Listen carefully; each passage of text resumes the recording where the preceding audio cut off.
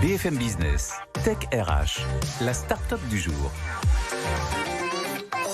Bonjour Philippe Bloquet. Bonjour Alexia. Alors, on a parlé de beaucoup de choses aujourd'hui dans Tech RH. La clôture d'Alexis, qu'est-ce que vous en pensez pour rebondir immédiatement sur le sujet ? Écoutez, moi je rebondirais bien sur le robot culinaire. Ah oui ? Oui, parce que vous allez voir quelque part, je pense que ce qu'on fait, c'est pas très loin de la mixture et de la composition de repas savants. Alors justement, expliquez-nous, qu'est-ce que vous faites aujourd'hui chez PeopleSphere ? Alors, vous êtes bien placé pour savoir que le monde des RH est un monde particulièrement riche et qui foisonne. Oui. Il y a des milliers de logiciels, on estime à près 10 000 aujourd'hui le nombre de logiciels RH sur le marché. Il y en a énormément, très difficile à faire le choix. De ce fait, et c'est aussi une des conséquences du SaaS, tous très spécialisés. On ne planifie pas ses heures de la même façon dans un restaurant que l'on va le faire par exemple dans une ESN.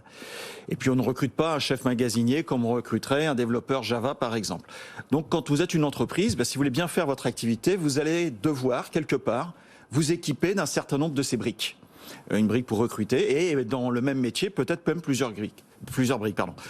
Et qu'est-ce que ça veut dire au bout du compte ? Ça veut dire que derrière, vous avez une complexité à gérer. Vous avez tout un tas d'outils qui sont ensemble, qui ne communiquent pas ensemble. Vous avez des utilisateurs qui sont perdus parce qu'ils savent pas où aller pour faire telle ou telle activité. Je vais sur tel outil pour faire mes notes de frais, je vais sur tel outil pour faire mes congés. Un vrai casse-tête même pour les TPE, pas que pour les RH. Pour les RH, c'est la donnée qui, elle, manque de consistance parce qu'elle n'est pas située en un endroit unique. PeopleSphere résout tout ça. En fait, c'est une plateforme dite d'orchestration. Donc nous, on a une solution plutôt technologique. Et je vais vous expliquer après comment justement la robotisation intervient dans ce processus. On connecte tous ces outils et en finalité, l'utilisateur il se connecte à une plateforme. Une plateforme unique ? Unique. Avec une expérience utilisateur tout à fait fluide, et puis il va opérer, il va valider ses congés, il va lancer des formations e-learning, il va faire tout ça depuis PeopleSphere, et c'est PeopleSphere qui va charger derrière d'aller activer toute la complexité technologique. Et si je reprends l'exemple culinaire, on regarde un petit peu dans le monde culinaire, je dirais d'un côté vous avez le resto gastronomique, où vous arrivez, mais vous n'avez pas le choix. On vous donne un beau menu, c'est super, c'est bien. Mais bon, il y a que dommage, il y a que 60% des choses qui vous plaisent. Et ça, c'est un mode de repas. À l'inverse, vous pouvez faire votre propre cuisine. Et puis vous achetez tous les ingrédients, vous faites votre propre cuisine. Et puis il y a une solution intermédiaire. Mais là, il faut être un chef. On revient tout à l'heure sur ce que vous disiez, vous voyez où je veux en venir. Et puis au milieu, il y a quand même la solution du restaurant, c'est-à-dire qu'on va au restaurant, on prend sa carte, on choisit ce qu'on veut, et puis derrière, il y a le chef cuisinier, les serveurs, tout le monde s'active pour vous produire un repas complètement packagé. C'est ce que fait PeopleSphere. Et donc, quelque part, un robot culinaire, c'est une alternative, si je puis dire, à cette façon de prendre des ingrédients, les mixer et en ressortir quelque chose de utilisable pour l'utilisateur. Alors, jusqu'à présent, vous parlez de votre plateforme comme étant celle qui contrôle, on va dire, tous les autres types de SIRH. Est-ce qu'on peut imaginer que l'avenir du RH est un robot ? Alors, un robot peut-être pas, mais dans notre fonctionnement de PeopleSphere, quand on va aborder une problématique client, eh bien effectivement, il va y avoir de l'assistance. Il va y avoir de l'assistance pour trouver, je parlais de toutes ces briques. Il y a de l'intelligence artificielle aujourd'hui dans PeopleSphere ? Tout à fait, un petit peu. Alors surtout sur la partie employé expérience. Et puis là, aujourd'hui, on introduit de l'intelligence sur la partie, justement, choix des aliments. Et en fonction du profil des gens, quelles sont les meilleures briques logicielles qui peuvent vous aider. Et puis surtout, ce qui fait la réalité d'un modèle comme PeopleSphere, c'est que par rapport aux 10 000 solutions logicielles, si vous en connectez 5, ça n'a pas d'intérêt. Il faut pouvoir s'adresser à la communauté et donc connecter le plus facilement possible tous ces outils. Et c'est là que l'intelligence artificielle arrive. C'est la robotisation, ce qu'on appelle le RPA, qui va permettre effectivement de faire que quand un logiciel arrive dans le scope de PeopleSphere, on va quasiment pouvoir le plugger automatiquement, un peu comme un vaisseau spatial s'arrime à une station orbitale, mais là, vous imaginez non pas un vaisseau spatial, mais des centaines de vaisseaux spatiaux qui sont là et qui essayent tous chacun avec un petit peu avec leur spécificité. Donc l'intelligence artificielle, elle aide un petit peu à recombiner tout ça pour que ça se plug de manière facile et intelligente. Donc l'intelligence artificielle comme vecteur et qui connecteur de toutes les autres solutions sur le marché. On n'est pas justement sur venez chez PeopleSphere parce que nous on aura la solution unique. C'est plutôt venez nous on vous connecte. Exactement. C'est absolument ça. D'accord. C'est complètement ça. Et toujours pour revenir sur la partie robotique parce que c'est ce qui nous intéresse un petit peu aujourd'hui. Est-ce que l'avenir sera plutôt du côté de chatbot pour les candidats ou plutôt RH et accompagnement aux recruteurs ? Comment on peut imaginer l'avenir du recrutement ? Alors, ça, le recrutement, en plus, c'est un vaste sujet. Je sais, c'est pour ça que J'entendais tout à l'heure qu'on parlait effectivement d'évolution de compétences, du fait qu'on puisse faire évoluer les gens. En fait, les RH vont suivre exactement le même chemin.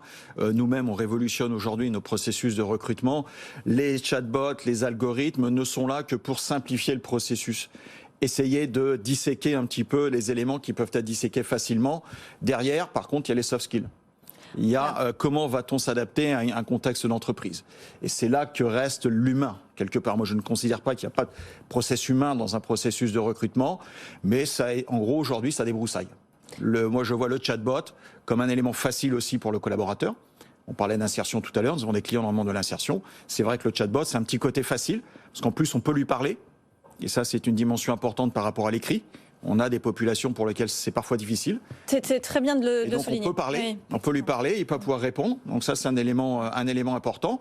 C'est une facilitation, mais derrière, vous avez toujours un travail d'analyse quelque part. Et ça, c'est pas les chatbots. Les chatbots, comme on l'a vu sur tous les process d'automation, on réplique des choses que l'on connaît aujourd'hui quand même majoritairement. D'où l'importance de l'humain déjà pour le programmer, pour en l'occurrence être là au démarrage de ce chatbot. Alors au-delà du chatbot, parfois on a même des entreprises qui mettent à disposition des robots type humanoïdes pour faire les premiers entretiens. Ça arrive en France, on le fait déjà aux États-Unis, en Asie, on le voit beaucoup. Vous imaginez peut-être à l'avenir de proposer ce type de solution? Bon, écoutez, je pense qu'aujourd'hui d'abord c'est du marketing. C'est du marketing ou c'est un petit peu des paillettes dans les yeux? Oui, c'est ça vous jette des paillettes dans les yeux, mais pour moi, ça ne va guère au-delà du marketing. La valeur ajoutée, il ne faut pas perdre de vue la valeur ajoutée quand même derrière. La valeur ajoutée, les expériences, elle est un petit peu limitée, je dirais. Je suis un peu rétrograde peut-être de ce côté-là, mais je considère qu'il y a beaucoup d'effets waouh, d'effets marketing aujourd'hui. L'effet réel, il n'est pas vraiment là. Alors c'est bien sur un salon, parce que ça vous évite d'avoir une armée de personnes, vous avez une armée de robots avec des tablettes, puis ça permet de collecter 50 CV peut-être en une minute, là où ça aurait été plus compliqué. Mais je le vois pas encore tout de suite. Alors je dis pas que demain ça n'arrivera pas. Et puis il y a d'autres choses comme les hologrammes, par exemple, un peu plus humanisants. Oui, c'est déjà autre chose encore. Voilà. Là, on enlève l'aspect mécanique hardware pour rentrer vers semi-hard, semi-soft, on sait pas. Créer l'interaction. Après, quand on se projette dans les films de science-fiction, il n'y a pas de limite à l'imagination. Donc non, et Google et Apple continuent à progresser sans cesse sur l'hologramme, etc. Oui. Effectivement. Écoutez, merci beaucoup. Je vous remercie d'avoir été avec nous sur le plateau de Tech RH. Je vous dis à la semaine prochaine pour une nouvelle émission. Merci à tous pour votre fidélité. Merci. BFM Business, Tech RH.